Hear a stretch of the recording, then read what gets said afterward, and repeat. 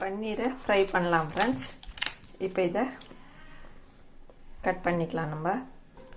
இப்போ கொஞ்சமாக அரிசி மாவு ஆட் பண்ணிக்கோங்க. இப்போ 2 ஸ்பூன் கடலை மாவு ஆட் பண்ணிக்கோங்க. இப்போ கார்ன்ஃப்ளவர் மாவு ஆட் பண்ணிக்கோங்க 2 ஸ்பூனுக்கு. இப்போ இந்த பன்னீரை நல்லா நம்ம கழுவிடலாம். கழுவிட்டு தான் நம்ம செய்யணும் எப்போவுமே பன்னீர்.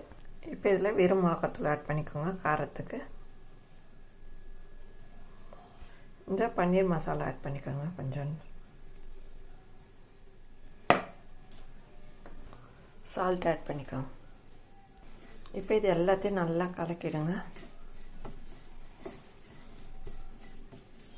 இப்போ இதில் கொஞ்சமாக எண்ணெய் ஆட் பண்ணிக்கோங்க.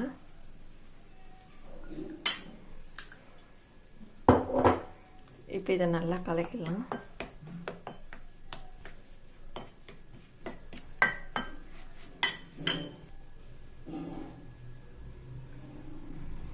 இப்போ இந்த கன்சிஸ்டன்சி வர அளவுக்கு எண்ணெய் ஆட் பண்ணி நல்லா கலக்கிடுங்க. இப்போ நம்ம இந்த பன்னீரை கட் பண்ணிடலாம். இந்த மாதிரி பன்னீரை க்யூபாக கட் பண்ணின்னு நல்லா இதை மேலே கோட் பண்ணிக்கோங்க. எல்லாத்தையும் இதே மாதிரி பண்ணி எடுத்து வச்சுடுங்க. இப்போ ட்ரை ஆயிடுச்சுன்னா கொஞ்சமாக எண்ணெய் ஆட் பண்ணி மறுபடியும் இதே மாதிரி நல்லா கோட் பண்ணிவிடுங்க இந்த பன்னீர் மேலே. அப்போ தான் மொறு நல்லா டேஸ்ட்டாக இருக்கும்.